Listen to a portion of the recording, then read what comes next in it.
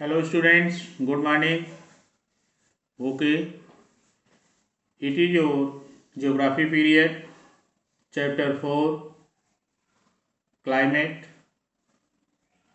Your topic is factors affecting the climate of India. Students, we have studied about the factors affecting the climate of any place in previous topic. But in this topic, we shall study about all the factors those affected the climatic condition, affected the atmospheric condition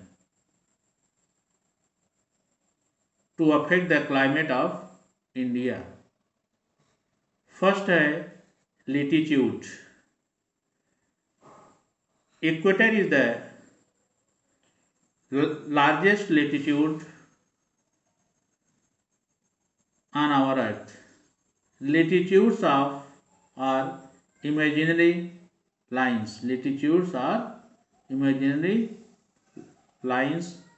Equator is known as 0 degree latitude. Equator known as 0 degree latitude.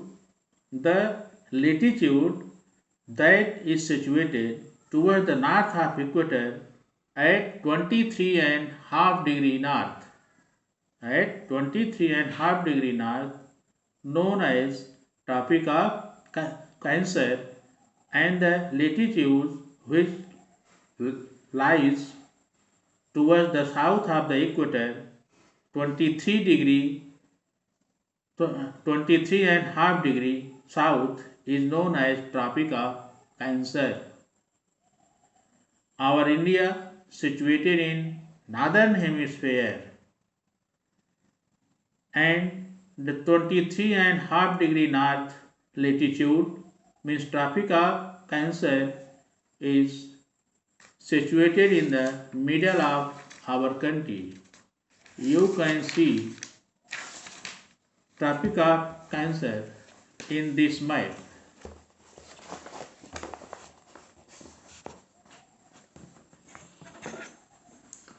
Yes, it is Tropic of Cancer, 23.5 degree north.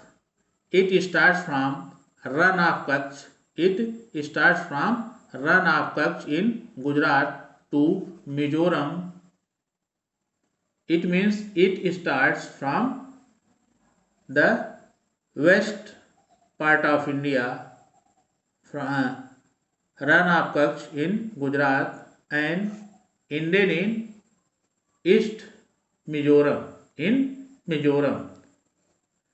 The area, the lower part of from Tropic of Cancer known as South India, and upper part known as Northern India. Okay students, understood Tropic of Cancer? Yes students, Tropic of Cancer determines the amount of insolation received from the sun and its range seasonal variation. Only not a Tropic of Cancer, but all the latitudes, uh, determine the amount of insolation received from the sun and its range of seasonal variation. The Tropic of Cancer passes through the middle of the country.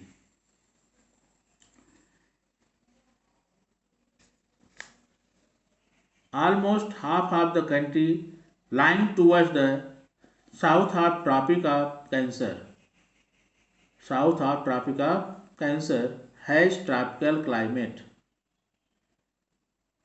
The rest of the country north of the Tropic of Cancer lies in the subtropics. जो south part of India है वह tropical climate वहाँ पर है, और जो north part है India का वहाँ पर सब ट्रॉपिकल क्लाइमेट है.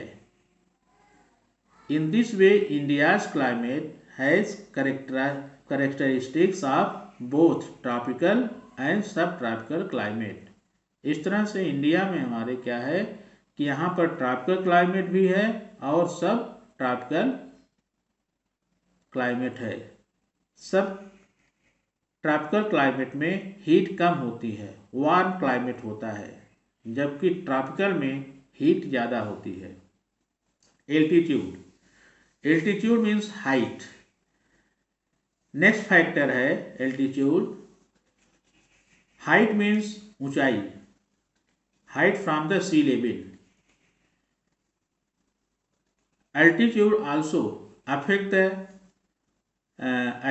atmospheric condition of a climate as well as the climate of India also. High mountain ranges act as barrier for cold and hot wind. Barrier means stopper or rodhak. India has mountains to the north which have an average height of 6,000 meters.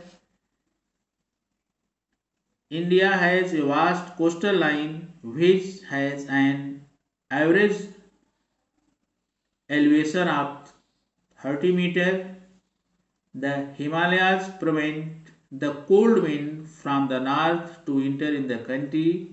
This is the reason why India has milder winter and compared to the Central Asia. Western Ghats lie in the path of the rain-bearing wind and cause heavy rainfall. And these rain-bearing winds also stopped by the Himalayas. Those are responsible to heavy rainfall in northwestern part of India. Next, pressure and wind. Pressure and wind. Students, you know that air circulation depend on air and wind circulation depend on the pressure of air. Somewhere you find low pressure and somewhere high pressure. Always the air moves from high pressure towards the low pressure. Always air moves from high pressure towards the low pressure. India is in the area of northeast trade wind. India is in the area of northeast trade wind. They rise in the subtropical high pressure belt of the north hemisphere. Subtropical high pressure belt, मैंने आपको अभी सब tropical area बताया था. जो हमारा India का northern part है उसको हम क्या कहते हैं? सब ट्रॉपिकल एरिया. क्या कहते हैं? सब ट्रॉपिकल एरिया कहते हैं. वहाँ पर क्या होता है? कोल्ड विंड होती हैं, इसलिए हाई प्रेशर होता है. तो ये स्टार्ट होती हैं जो हमारी ट्रेड विंड होती है, ये सब ट्रॉपिकल हाई प्रेशर बेल्ट से स्टार्ट होती हैं. They blow southward to the equatorial low pressure belt. Equator आप जानते हो सन साइन डायरेक्टली होता है, इसलिए वहाँ का टेम्परेचर हाई होता है. Due to high temperature there is low pressure. Due to this reason, the subtropical high pressure belt air moves towards the equatorial low pressure belt. The air moves from the high pressure. The air moves from the high pressure area over southern Indian Ocean in the southeasterly direction across the equator and turns right towards the low pressure area over the Indian subcontinent. They are known as southwest monsoon wind. These winds blow over warm ocean.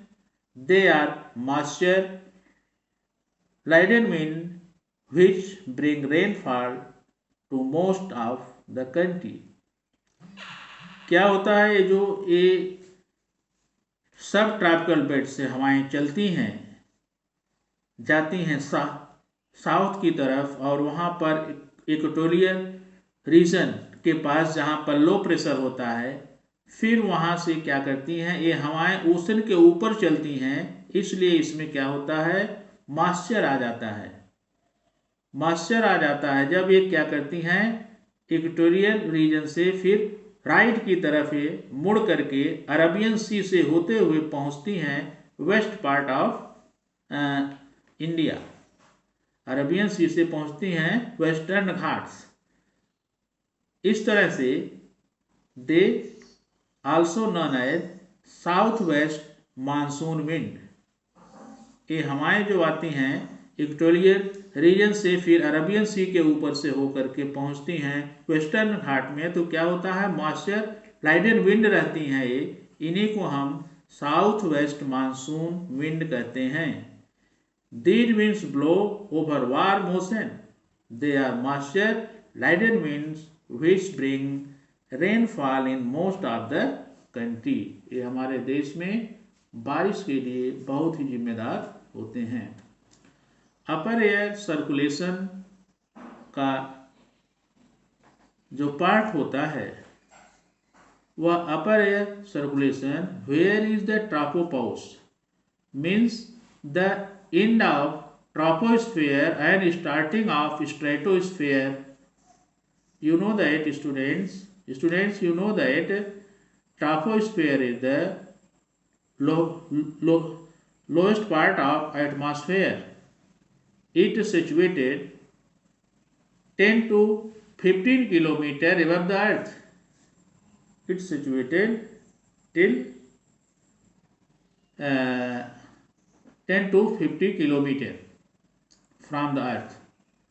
अर्थ से 10 से 15 kilometre तक होता है। After then stratosphere started and it is the area here jet stream flows. Here jet stream flows. Jet streams are fast flowing wind relatively narrow air current found in the tropopause. The transition between the troposphere and stratosphere, जहाँ पर क्या होता है, where temperature decreases with height. Troposphere में क्या होता है, जैसे जैसे हम ऊपर जाते हैं टेम्परेचर हमारा कम हो जाता है, बट स्ट्रेटोस्फेयर में जैसे जैसे हम ऊपर जाते हैं टेम्परेचर हमारा बढ़ता जाता है। तो इस तरह से जहाँ पर ट्रोपोस्फेयर समाप्त होता है और स्ट्रेटोस्फेयर शुरू होता है, उसी बीच में ये जो जेट स्ट्रीम है फ्लो करती है। समर में इसकी स्पीड 110 के आसपास 110 किलोमीटर पर आवर के आसपास होता है, जबकि ठंडक में इसकी विंटर सीजन में इसकी स्पीड लगभग 140 किलोमीटर के आसपास होती है। एवरेज स्पीड जो जेट स्ट्रीम की होती है समर सीजन में 110 किलोमीटर के आसपास होती है और विंटर सीजन में 184 किलोमीटर के आसपास होती है। इस तरह की स्पीड इसकी स्पीड लगभग 110 किलोमीटर से 184 किलोमीटर तक होती है। The most constant are in the mid latitude and sub tropical jet stream. क्या होता है, ये जो मिड लेटीट्यूड होते हैं means neither there is very hot not very cold, तो ऐसे प्लेसेस को हम सब ट्रॉपिकल एरिया बोलते हैं। और इसका जो अपर लेयर सर्कुलेशन होता है वह सब ट्रॉपिकल जेट स्ट्रीम होती हैं। नेक्स्ट आपका है western cyclonic disturbances. These western cyclonic disturbances are the weather phenomenon of the winter month brought in by the westerly flow from the Mediterranean Sea. They usually influence the weather of north and northwestern region of India. Western cyclonic disturbances, ये हमारा western part से आता है, Mediterranean सी से। जैसा कि आप जानते हो साइक्लोन क्या होता है।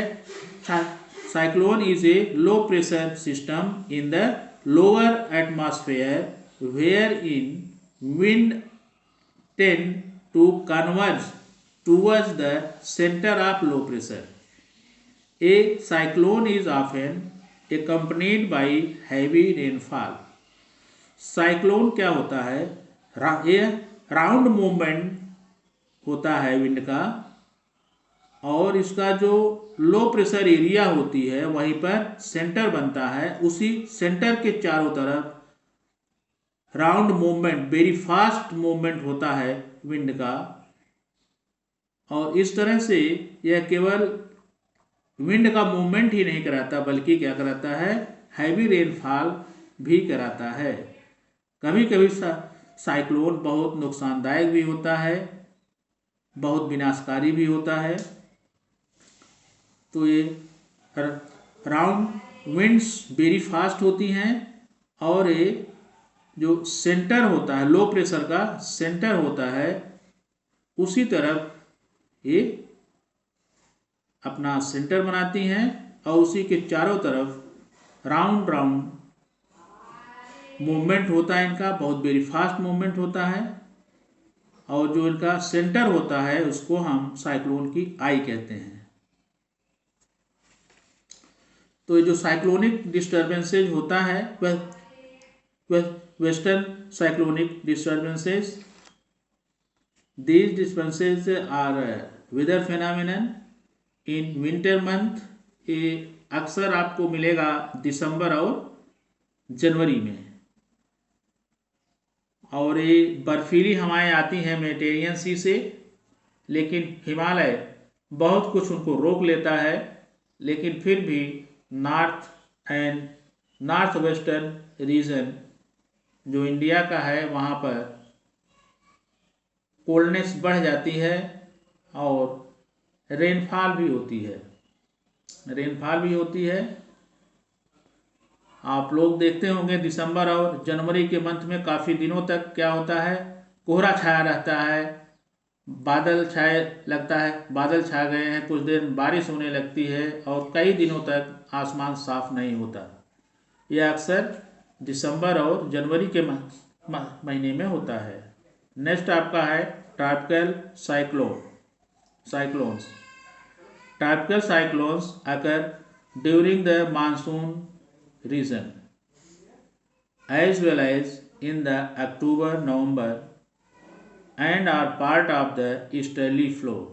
जो हमारा ट्रॉपिकल साइक्लोनिक अकरेंस होता है इसकी रिस्पॉन्सिबिलिटी ईस्टर्ली फ्लो, जो विंड ईस्टर्ली फ्लो विंड है वह इसके लिए रिस्पॉन्सिबल है। वे आप बंगाल से ये हवाएं निकलती हैं और इंडियन कोस्ट लाइक उड़ीसा और आंध्र प्रदेश को स्ट्रक करती हैं, जिससे वहाँ पर साइक्लोन आते हैं। काफ़ी नुकसान भी होता है और भारी बारिश भी होती है। यह अक्सर अक्टूबर और नवंबर के मंथ में होता है। These disturbances affect the coastal regions of Odisha and Andhra Pradesh. Yes, students, your class is over. Okay.